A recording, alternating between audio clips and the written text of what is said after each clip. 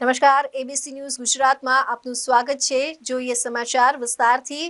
મહત્વના સમાચાર પર એક નજર કરીએ। ભાવનગર એસઓજી પોલીસે ભાલ પંથક બાદ ભાવનગર શહેરમાંથી પણ મેફેડ્રોન એમડી ડ્રગ્સનો જથ્થો વહેલી સવારે ઝડપી લીધો છે। મળેલી બાતમીના આધારે નાર્કોટિક્સ વિભાગને સાથે રાખીને એસઓજી પોલીસે ડ્રગ્સ ઝડપી લીધું હતું। ભાવનગર એસઓજી પોલીસે વહેલી સવારે માજીરાજ બાજુથી પાનવાડી ચોક તરફ આવતી અતુલ રિક્ષાને બાતમીના આધારે ઊભી રાખતા તેમાં રાહિલ અબ્દુલભાઈ ડેરૈયા, ઇબ્રાહિમ હુસૈનભાઈ સિદ્દી, સનાબેન મોહસિન ખાન રોહિલા અને કનીફા ફાતેમા ઉર્ફે સુમૈયાબેન હસન મિયા મોલાખેલા સૈયદ મળી આવ્યા હતા।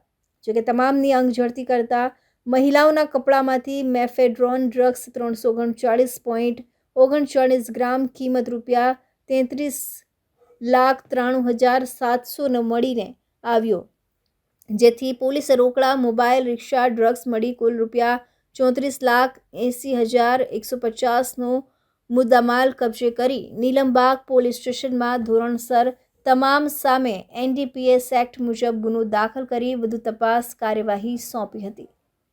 ભાવનગર શહેરના તોફિક, એઝાઝ, હુસેન અને અલ્તાફ આ ચારેય ઈસમ જે છે, તોફિકની ગાડીમાં માદક દ્રવ્ય લઈને આવે છે એવી હકીકત અને બાતમી પીઆઈ શ્રી વાળાને મળતા આ બાબતે એસપી સાહેબ દ્વારા એક રેડ કરવાનું આયોજન કરવામાં આવેલ હોય।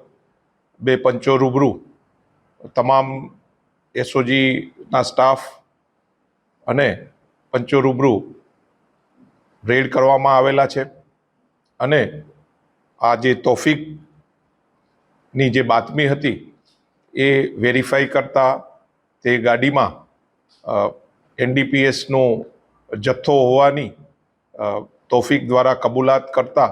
કેમેરામેન રસૂલ સૈયદ સાથે reporter Firoz Malek, ABC news Gujarat, Bhavnagar.